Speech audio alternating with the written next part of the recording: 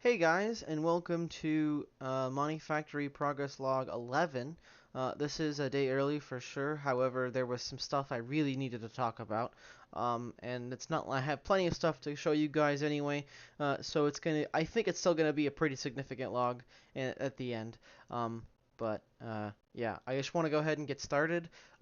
Stop using Laser IO for power. If you are playing Monifactory right now and you are using Laser IO for power past the point where you can set up EU P2Ps, you need to stop. The short answer is Laser IO is voiding your power. I voided trillions of EU at a best guess over probably since I don't know how long. But I'm gonna go ahead and explain how I know this. You guys will notice we have 36 plasma turbines and 6 Naquadah reactors. This was because last night we managed to get ZPM energy hatches. And because of that, I wanted to upgrade our ZPM Dynamo. I wanted to upgrade to a ZPM Dynamo hatch, so I could get higher out throughput rates. Because I noticed that our battery was actually capped out at the time on the LUV 64 amps maximum throughput rate, which is around 2 million EU a tick. And I was concerned that it was capped out, that for some reason we were pulling more than 64 amps of LUV, which seemed a little off to me. But I have been adding a ton of things around the base. So I was like, okay, I guess I'll go ahead and upgrade it. And as soon as I slapped the 64 amp ZPM one in and unplugged that one in, our consumption skyrocketed to around the capacity of a 64 amp. So we were around 8 million, and after a couple of minutes, it stabilized around 6.3 million an EU per tick draw, which at the time was terrifying. And instead of trying to figure out why it was, drawing that much, I just panic hammered out like 20 turbines. And even then, that wasn't really close to being enough. It was enough I had to turn a bunch of stuff off around the base, and then I, focused really hard on getting Naquadah reactors. Um, and then once I had set up all these Naquadah reactors, I went to really start thinking about it, and I was like, we were pulling 45 amps of ZPM power, which, like, when I was thinking about it, didn't make any sense. Like, yeah, we're pulling a lot of power. I knew we were pulling, a decent chunk, a million at least for sure. But even though I've been setting up a lot of LUV machines and have been kind of loose and free with LUV, I knew that it shouldn't have been that bad. I knew it shouldn't have been that bad. So I went around the base and even after turning a bunch of stuff off, I went and estimated, I went through the entire base and I counted all of the active machines into time to give me at least a fairly decent estimate of EU, like how much the draw was. And what I calculated was around 711,000. However, that didn't count like the miners and stuff, and the ore processing wasn't running at the time, and some stuff might have turned on or off. So I figured on the high end it might have been, maybe like a million EU per tick, in terms of draw on the outside edge. And we still had a 5 million EU per tick draw over that, and I didn't know where that was coming from.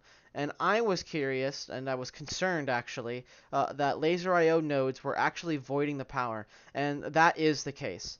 It absolutely 100% is voiding the power. I'm not exactly sure what situations causes it to void the power, whether it's extracting from dynamo hatches, where there's nowhere for it to go, or if, if because I had a bunch of cards in there. I had I got rid of them both, obviously. Or I pulled all the cards out of this one, obviously. I did not do that, but that's because we're not using this anymore. Um, so this is what it looked like before. And as you can see, we have 8 cards in here, all with Cryobulus overclockers, and we had another one in there as well. So we're not even using the 64 amp substation dynamo hatch at this stage. For most of the base. We still do have some things that are plugged into laser IO. I haven't gotten around to moving everything to flux points. It was kind of a stopgap measure to stop the bleeding last night. I was just hammering out, I probably hammered out like 40 flux points or something. So we're still voiding a little bit of power, but it's nowhere near as bad as it was before. At a best guess, it's probably around 100 to 200,000 EU per tick, which, wow, that's a lot. At the end of the day, it was good enough for me to just go to bed because it was like 2 in the morning. Um, So I know that we're voiding power because while fewer machines were running or processing was not running, most of the EBFs were not running, most of the ABSs were not running. Um, Clean room wasn't running. I turned off Petrochem entirely. Petrochem 2 wasn't running. None of the deep mountain complex was effectively off. Microminers were off. Both factory floors were mostly off. H&N was also mostly off. We were still drawing about 6.5 million EU a tick worth of draw. And as I slowly started to swap out to flux points, that draw dropped significantly, to the point where right now our base is drawing about a quarter, less than a quarter of what it was when there was fewer machines running. So I can tell you with 100% certainty that Laser IO is voiding your power. I didn't really notice at the lower tiers. I only really started to notice once I put in the ZPM energy hatch, because it has a really high maximum throughput rate, and I assume it was pulling as much as it could, as fast as it could. And my current best guess is that it extracts as it will attempt to push power into converters that are already full, even when they are full, and so it just pushes into the converters that are full, and just because they're full, deletes the power. And because of that, I assume I have voided trillions of EU per tick. I am not entirely sure of how much power. I couldn't really give you like an actual answer, but I assume it's been at the very least. I haven't upgraded since like 11.3 or something. I assume it's been at least since then. And I don't think anyone has really noticed in the Monifactory Discord, because most people, once they get to this stage, have switched to EU P2Ps, and I assume those don't void your those don't void your power. They just take a flat tax.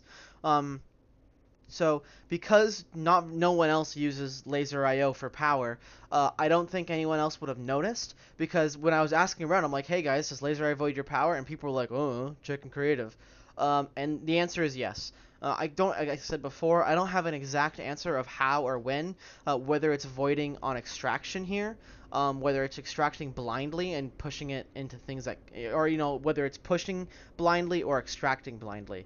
I do know, though, again, I'm going to say it again, that if you are using Laser IO for power and you have other options like EU P2P available to you, or you have GT cables available to you for a small scale base, and you think you can swap over to that, it's definitely, you absolutely should. You need to do it right now. Like, I'm not even kidding. I think at the lower end voltage tiers, it's probably fine. You're not really voiding that much at the end of the day. But by the time you hit LUV and ZPM, you absolutely need to be on EU P2Ps. Or I guess spamming flux points, but flux points are gated to LUV, and that's an add-on you have to add yourself, and they're not expensive, but they are time consuming to craft. Like I said, last night I hammered out like 40 or 50 flux points all around the base, and I cut our power costs I cut our power draw just by doing that, and adding more active machines, because as I was building flux points, other machines were turning on by 75%. We are now under a quarter of what it was at its peak, which is fucking mind-blowing. So yeah, Laser IO voids your power. Swap away. Swap away. I'm not kidding, guys. You have to do that. You have to swap away. Um, and so as you can see, I completely overbuilt our power production here in order to help stem the bleeding. Like last night I saw we had like 10 minutes worth of power before we had blackout, and I just straight up just started hammering out turbine after turbine after turbine, and I turned off a bunch of stuff, and then I started double checking to see where the hell all that power was going, because 40 amps of ZPM is an insane amount of power draw. And in that time I also hammered out a couple of Naquadah reactors, so we have these bad boys. They're burning Naquadria. They burn one Naquadria bolt every 3 minutes or so, and they turn it into a lead bolt, and they produce, they're really good, 3 amps of ZPM. They don't overclock at all, but they also don't have any spin up time, so each one's worth about 2 turbines. And each one has 1.4 billion EU per Naquadria bolt. So it's pretty good. Yeah, so we have Naquadria now. I guess I can go and talk about the Deep Mountain Complex. Obviously, we have tritium coils now.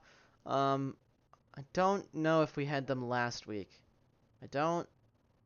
Maybe. Maybe. We have trinium coils now. If we didn't, obviously we have ZPM energy hatches as well. So I was able to. I didn't really feel like using 2 energy hatches on this. So we can make Nequadri ingots. We make one every 30 seconds. This is another significant power drop, but it's only 1 amp of ZPM. Um, a little less than 1 amp of ZPM.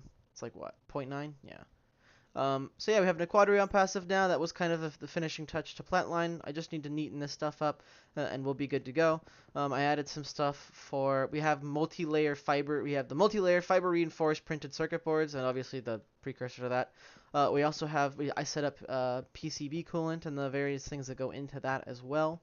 We need PCB coolant for the HPCAs, which I did set up. We do have, we have the research station now. In terms of in here, I overclocked Plat-Line to LUV as well.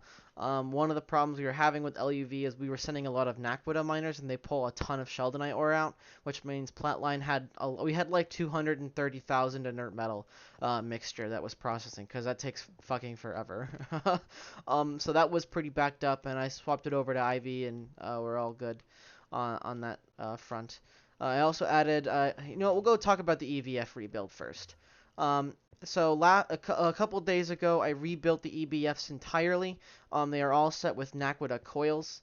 And then, you are not turning on. Anyway, I'll deal with that later. Right now, everything is on a subnet now. This was a huge mess last night. Not last night, sorry. A couple days ago, this was just an absolute, it was horrible wiring. It was all over the place. It was complete spaghetti. It was terrible. And I felt like kind of pushing myself to, do some more subnet stuff. So this is, BlackNet is the main EBF net.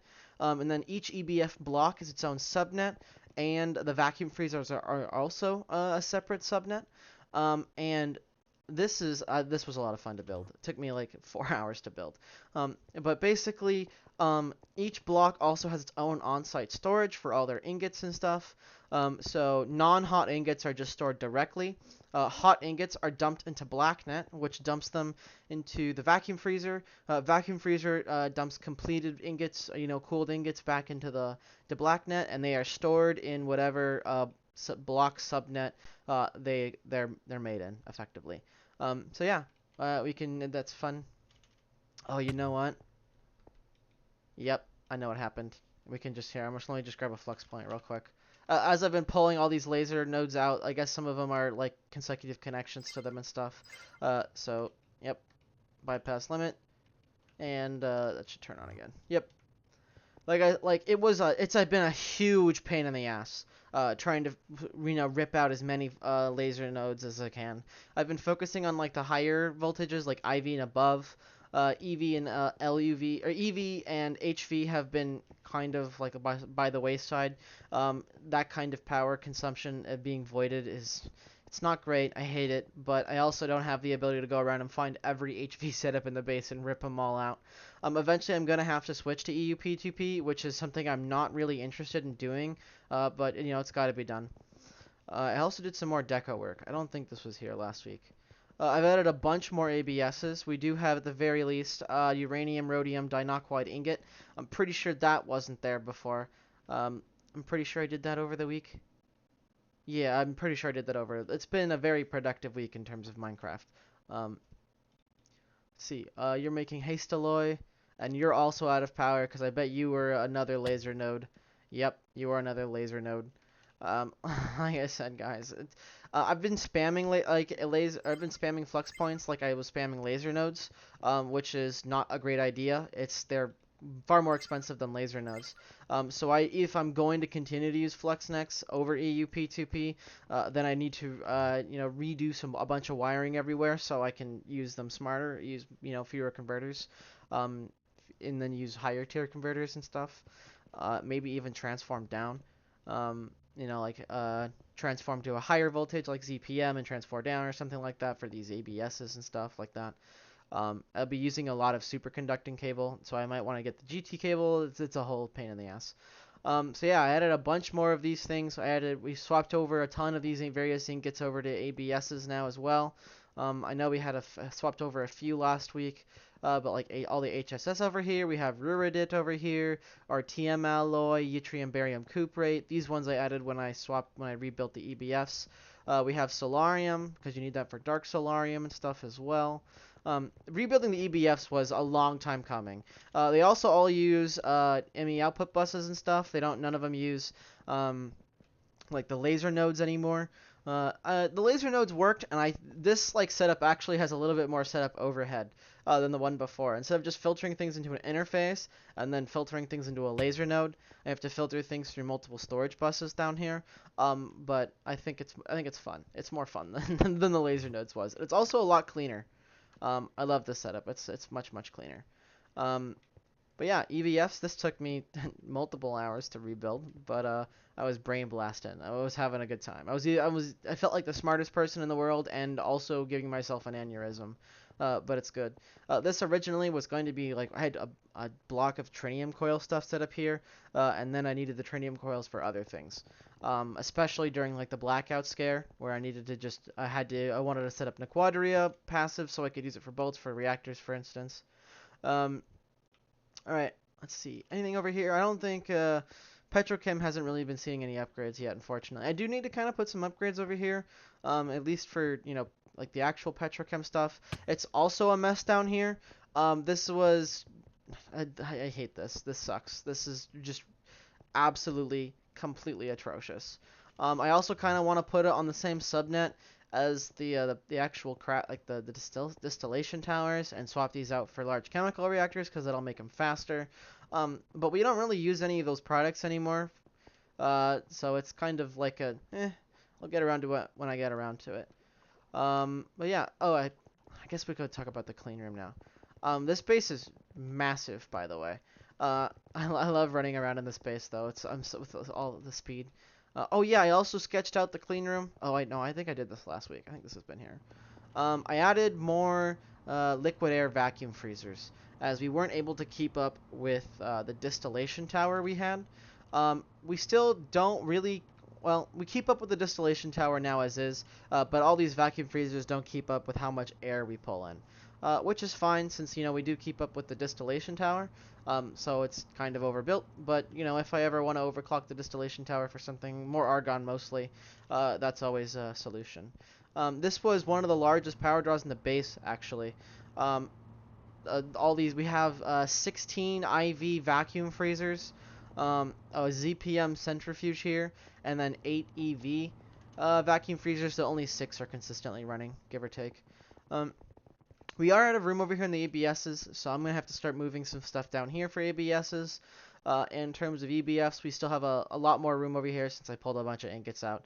I have about room for, I think, like 4 more. Oh, I also moved titanium over here to a regular one because we were using ME stuff now.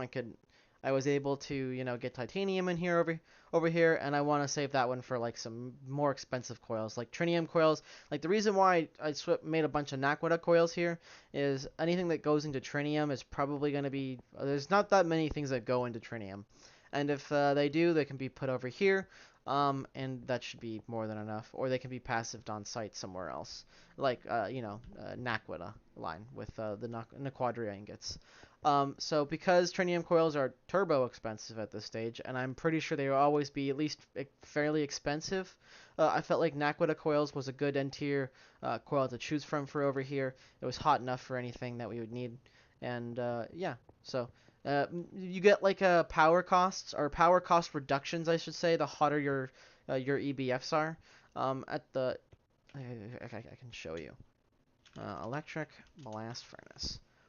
For every 100, so every 900k above it, you 0.95 energy is multiplied, and for every 1800, an overclock becomes efficient, perfect efficiency. So if you have really low tier recipes running at really high temperatures, they consume almost no power. So it's definitely worth swapping to higher tier coils when you can afford them.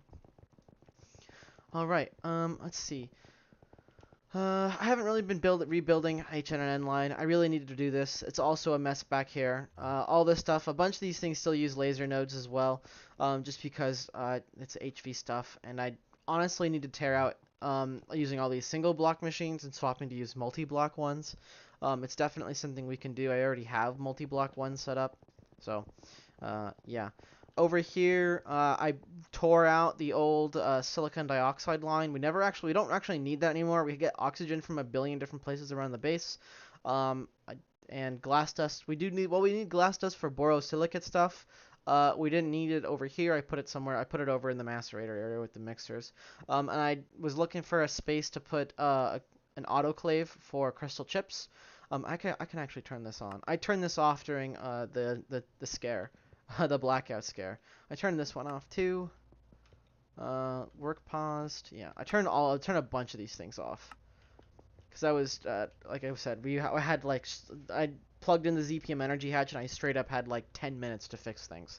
It was a little bit of a panic. So yeah, I ripped out the polyethylene and PVC line.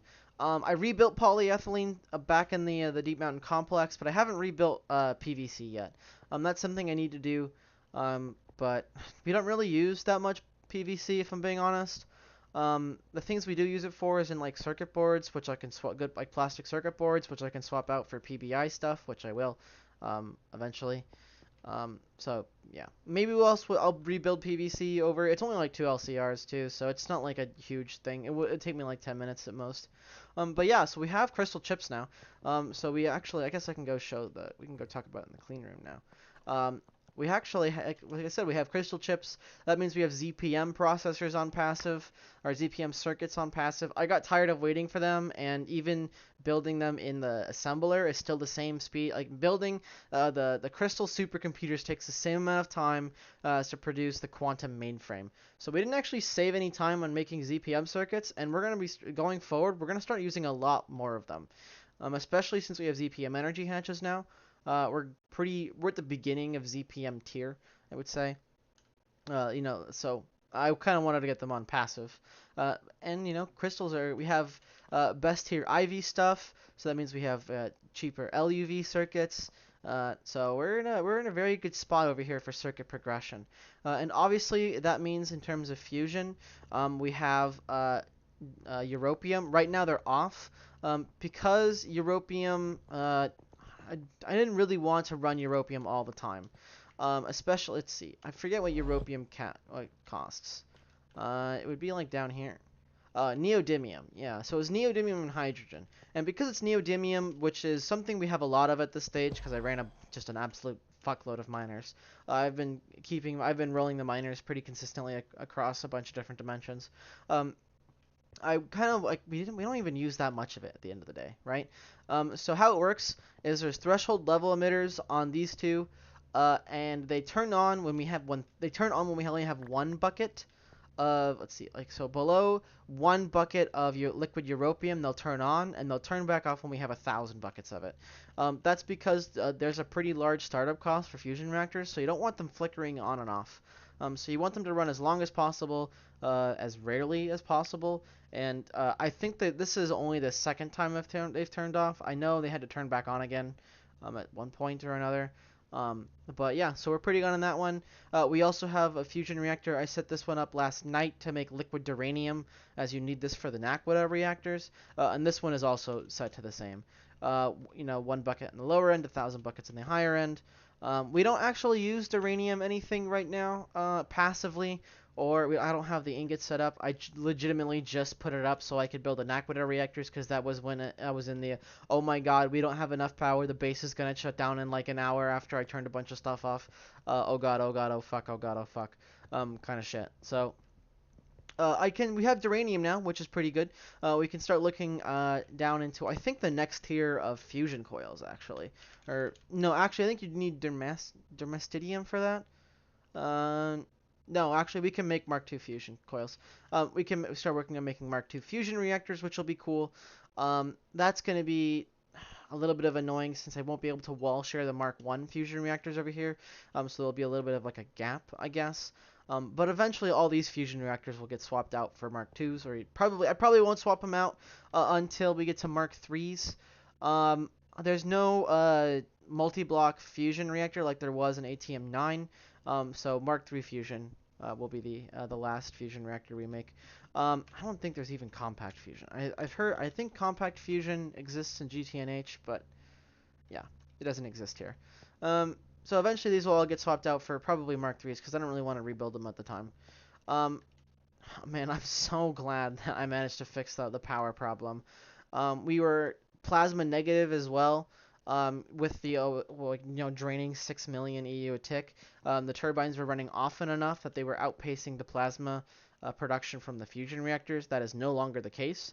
We are very slightly plasma positive now. I got off at around 2 in the morning, 2:30 in the morning. And we had around 141,000 buckets of helium plasma, and now we have 156, and that's almost like what 10 hours later. So we're plasma positive now, so power has been officially solved. And because of how extremely overbuilt this was, between these reactors and all these turbines, we produce about 8.5 million EU per tick. That does not include the nuclear reactors, which produce like another 2 million or so, 2 million or so. These extreme reactors will no, sorry, extreme combustion engines won't turn on anymore. As obviously I can't because the only place for them to be accessed is the red portion here. We can't really level detect off the we can't level detect off the dynamo hatches anymore once we're using the flux plugs. So that's going to be a minor problem. So that means I might tear all these out and swap them for we can use the space for something else eventually. Or maybe I can just put them on like a lever where I can just flick it manually instead of automatic. So we'll see how I want to rebuild those, if I want to rebuild those. Like I said, we do have 8.5 million EU per tick in terms of power, and we are both plasma positive and quadria positive at this stage. So this might actually last us until we get to creative energy source. I'm not even kidding on that. Like this was insanely overbuilt, guys. So yeah, we'll be good on that one. Oh yeah, hand batching is now gone. I realized that I needed somewhere to put the research station and the various computation things we'll be doing here. Um, and I realized I hadn't really used hand batching at all. Because we have the QuarkTech suit helmet, which has night vision, the only reason I was using the night vision potions was because I couldn't use that night vision helmet with the spacesuit, but now obviously that doesn't matter. And I hadn't used the hand batching for anything else since then. So I just ripped it all out and I put the research station here. And for now, we only have one HPCA. We don't have access to the bridging yet, so we can set up multiple. Once that happens, then I'll rebuild this. This will be like a network switch, and all of these will probably be HPCAs, as there are some pretty high computational requirements before you get access to the creative computational one. I think we might have to go as high as 256, but I'll have to double check on that. Down here on this on-demand section hasn't really been seeing any upgrades yet. Besides, I swapped out some coils. Since I rebuilt the EBF, so obviously we have a ton of extra RTM alloy coils and stuff in HSSG, so I reused them. I put trinium coils here for on-demand. These are also ZPM now as well. This was because I needed dark solarium. We actually are on Glacio now. And holy shit, Glacio is mineral rich. We're fucking loaded now. But we didn't really have the power at the time because again, this was still in the I haven't swapped out the flux points yet because I noted we needed stuff. We needed Nequadria for the NAC reactors, and I didn't really feel like continuing to run miners and the micro miners, and I knew there was a bunch on Glacio, so I went there to go get a bunch, and holy shit, we got a bunch. So yeah, we have trinium coils and ZPM stuff on demand, which is good because that'll make things that we run on demand much faster and slightly more power efficient. This is up to I put a 4 amp ZPM energy hatch on the assembler here. So now it runs at UV speeds for ZPM recipes. I've also upgraded some master hatches on a couple of these things. On the lathe and the bender, I still need to rebuild the power for those just to add better hatches and stuff. I also had to add some more pattern providers for no circuit on the assembler. I know they can go, no circuit recipes can technically go on any circuit because they don't care. But I still wanted them, I wanted to save those slots for things that have to go on those circuits. And it took me all of like 2 minutes to add more. And 30 seconds of those was just, coming down here and digging the space out for more space. Um, I also added two more assembly lines. We only had one last time, and now we have two. They're all running at ZPM as well. I can actually overclock them all to UV now. I should probably do that. Uh, that's because we have the ZPM energy hatches, and that would be, like I said, the flux points, the biggest cost for them, I think, is probably the time cost. They take kind of a while to make. They require a bunch of different components that require the assembly line. So if I ever clock that to UV or even higher, maybe UIV? What's above UV? I think it's UIV, right? Um, I don't actually know. Uh, Oh, UHV. Yeah, it's UHV, UEV, UIV. So maybe overclock it to UHV with the higher tier energy hatches so it's super fast. Because we definitely do have the power now. I'm glad the power situation has been solved. Like, that was a terrible panic last night. And it's really fucking annoying that I have to switch over to EU P2Ps, probably. If I am going to, like I said before, if I am going to switch to flux points, I'm going to have to be a little bit smarter about how I use them. But that's okay. A lot of the areas that are kind of bad with that have to be rebuilt. Like, I can probably rebuild over here.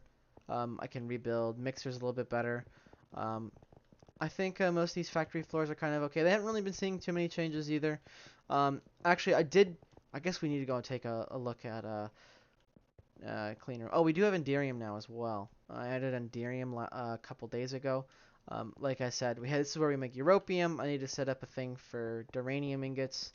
A little bit all over the place this morning, guys. That's my bad. Um, I did some minor rebuilds of the ore processing system over here.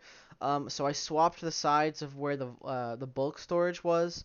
I wanted, we were running out of dry space in the bulk storage, and I also moved it over one so we can actually do hydrochloric acid washing, because I did want to move, the HCl, tungstate processing over here. So now we do tungstate processing on ore processing, which is very, very good. All good and stuff. I also bulk storage now has a lot of drives here, and we have a lot of things that go over here. Glacio is incredibly mineral rich. When I got on this morning, we had 711,000 uranium dust. We have 209,000 plutonium dust. We have 135,000 thorium dust. And we are still processing ores. I set them up last night, and it's been running for about 10, 11 hours. And we still have ridiculous amounts of ore to process. 1.3 million, 1.4 million things to, water wash. Another million or so to, thermal centrifuge. Nothing in the sifters, but we do have probably 2 million, 2.5 million of things to go into the regular centrifuge. And I think we have some more stuff to go in. Electrolyzers are fine. We do our electrolyzing a bunch of different things as well. So yeah, we are loaded. Glacio is incredibly mineral rich. You get lots and lots of stuff from there. You get, naquita, obviously. Mostly like plutonium and thorium are very, very, very common there. Like ore veins have like, I don't know, like 10,000 thorium ore between. That's the block form, not like like a single vein you might get like 30 to 40,000 crushed thorium ore if you're using like the advanced miners and stuff.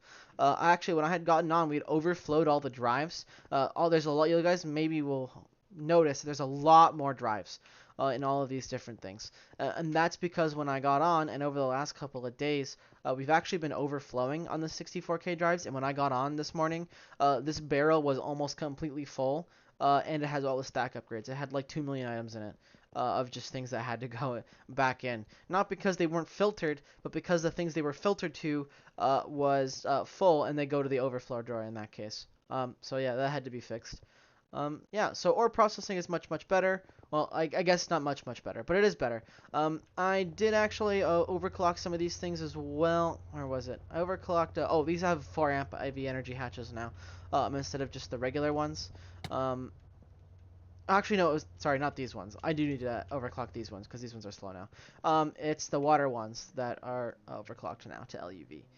This is because obviously this is one of the biggest bottlenecks for ore processing, as we can only have 4 of them in the space that I've laid out. Um, I don't really feel like stacking them. Stacking them isn't really viable, and it would look kind of bad. The answer here is just to continue to overclock them and or be patient. Um, so it's gonna be I'll probably overclock. I might overclock these to ZPM. I don't know. Maybe I'll throw the higher tier NV hatches, or I might do that once I get the next tier of master parallel hatches. Because I have assembly lines and stuff, I can probably make some AUV circuits once I get that set up. Especially since we have ZPM energy hatches, we can set up to UV tier if we we'll be pretty good on that. I think that's probably about it. I don't think I've done too much stuff. I guess if you guys want to see Glacio, you can.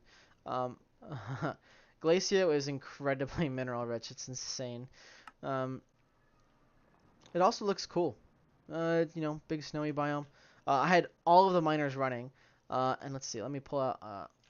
I'll go away from where the miners have pulled all the ore out. Like, look at this. Look at this. And obviously there's a big chunk missing there too because there's a miner over there. But look at this, oil sands, pollucite, look at plutonium 850, 3,000 thorium ore in that chunk. 2,000, 3,700, 3,300, 3,700, 4,000, right? There's more thorium ore in one of these veins than there's coal veins and then there's coal ore in coal veins on Earth. Well, overworld, I guess. So this area, so Glacio is insanely mineral rich. We also have a ton of naquita and trinium and stuff too. You just straight up mine iridium and osmium from here as well. So we have plenty of that stuff now as well. You just straight up mine trinium too. Iridium, osmium, trinium, naquita, all that stuff comes directly from here. We also, I think we get bastonite from something. I know we get a lot of rare earth from here somewhere. Yeah, here it is. Right here, apatite veins. Bastonite, apatite, neodymium, mica. Monzonite is like monzonite, bastonite, and neodymium is the good stuff. Apatite's also okay too because that gives us some niobium, which we always kind of need that stuff. But yeah, so this place is crazy. Glacio is crazy, and we also get like electrotine ore too. And electrotine ore kind of explodes in terms of, alunite, electrotine, and saltpeter. Like electrotine, when you crush that, so like you get 10. So when you crush the raw ore, you get 10. However, the miners produce 3 times the mass rate, so each electrotine ore gives us 30 crushed electrotine.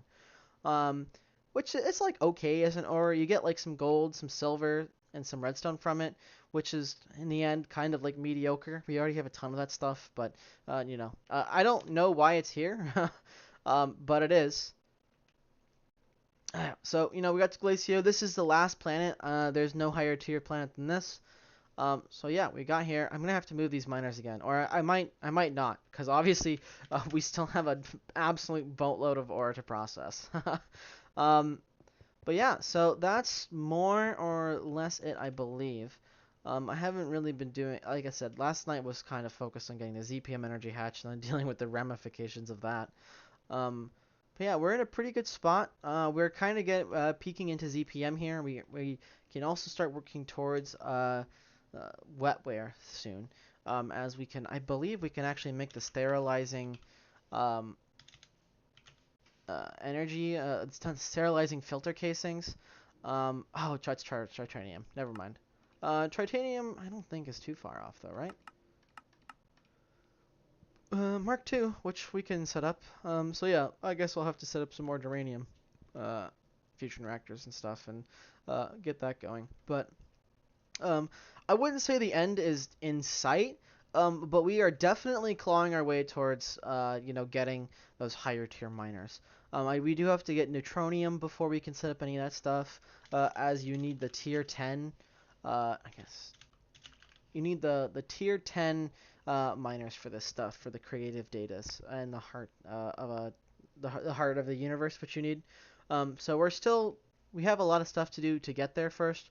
Like we have to do all the warden stuff. That's gonna be fun, I think. All the Hadal. That seems like it's gonna be interesting. Um, I don't know where. Oh, ZPM assemblers and stuff. Stabilized Einsteinium. This is all gonna be cool. So we're looking down the barrel of like some very high tier materials and stuff. So that'll be fun. All right, guys, I've definitely rambled for long enough. And if you guys are still here, once again, I'm going to say again, don't use laser IO for power if you can. You need to swap away from something else. Either spam flux points like I've been doing, which is kind of bad, or use um, EU P2Ps. It's laser IO will void your power, and it will void excessive amounts of power. Oh, and I got blooped. That's my bad, guys. Hold on, let me go D&D. So that no, I don't get hit again. That's my bad, guys. Sorry. um, so yeah, once again, don't use laser IO for power. You probably won't notice that it's avoiding power up until you hit ZPM energy hatches. And no one else besides me, I think, has ever used laser IO that late game. Um, I don't know whether that bug has been in laser IO since the beginning, or it's in laser IO UEL, because this is the pack has their own version, their own fork of Laser IO. I assume UEL is like unofficial extended life for 120. So I don't know if that's a bug with UEL or a bug with Laser IO that never got fixed, but it's definitely a bug that's in the game. So it absolutely exists. I'm not crazy. I'm not crazy. You have to believe me, guys. It was maybe we're still playing on 11.3, but I haven't seen the Monifactory Discord like any of the announcements talk about fixing that bug. So I assume this is the first time it's ever been more or less caught. It's not really caught on camera because obviously I already rebuilt it. But it's real. Okay, guys, you have to swap away from Laser IO. As much as I enjoyed using Laser IO for power, it's obviously no longer a viable solution. So I'm gonna have to rebuild for EU P2Ps, which I'm really not that interested in doing. So I might just end up putting flux points on passive and just forgetting about it. We'll have to see. All right, guys, I've kept you here for quite some time, so I'll go ahead and cut it here. My week's been pretty good, minus the power avoiding. I'm a little bit heated about that. I'm not gonna lie, but it's been pretty good. I hope you guys have a good upcoming week, and I will see you all again next week.